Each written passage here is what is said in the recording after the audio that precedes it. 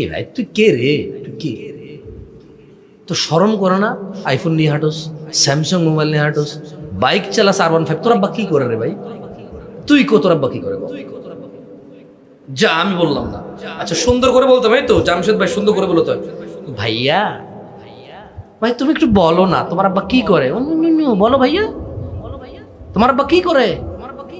R15 চালাও, Gixxer চালাও, হ্যাঁ বিদেশ ট্যুরে যাবা, মালয়েশিয়া এবার ছুটিতে। তোর আব্বা কি করে রে? থাইল্যান্ড যে ছবি দেশ ঘুরার, সুইমিং পুলে বৈশা কি করে রে তোর আব্বা? তোর দাদা কি রেখে গেছে রে তোর লাগিয়া? বেটা দুর্নীতিবাজ হলে হইছস, বেটা ঘুষখোর হলে হয়েছিস, তাহলে নির্লজ্জতা এইখানে পৌঁছাইছে। আবার হুজুর রম মার হাবা, ও ব্যক্তি 3 লাখ টাকা দিছে, ও ফকিন্নির বলা, আস্তাগফিরুল্লাহ, এভাবে বলা উচিত না।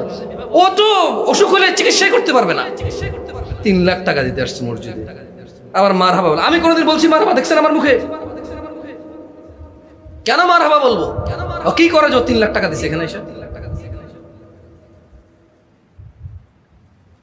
এত বড় চোর ঘুষখোরের মার হাবা বলবো, আবার মসজিদের সভাপতি বানাবো?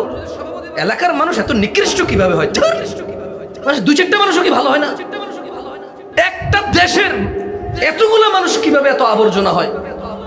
এত আবর্জনা কিভাবে হয় মানুষ? আরেকজনের বউ আরেকজনের সাথে ধরা পড়ছে, কয় বিয়ে পড়া দিব। আরে বেটা তুই আরেকজনের বউ কেমনে বিয়ে পড়াবি বেটা? হাই বদমাশ, এটা নিয়ে বিচার তো? তুই ধর্ম বুঝিস না? তোর বাসায় কোরআন নাই? আরেক বেটা বিদেশ আছে, ওই বেটার বউ ধরা পড়ছে একজন লোকে, কয় বিয়ে পড়া দে, মাথা কামাই দে। এটা নিয়ে বিচার তো?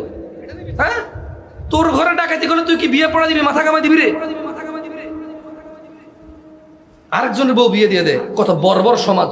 একটা মানুষ নেই প্রতিবাদ করার। এটা আবার ভিডিও করে ইন্টারনেটে ছাড়ে, আবার বলে যে একবার ঠিক বিচার হয়েছে নাকি বিয়ে পড়াই দেবো। আরে বেটা, হেতে যা করার জন্য, এই জায়গায় জিনা করার জন্য উঠছো, তুই বিয়ে করা দিলে তো তার আকাঙ্ক্ষা আরো পূরণই করলি তুই।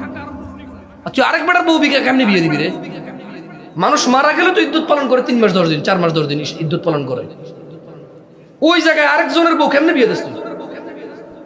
ওই বেটা তালাক দিলে তো বেটা ইদ্যুৎ পালন করতে হবে, মানে তারপরে যে বিয়ে।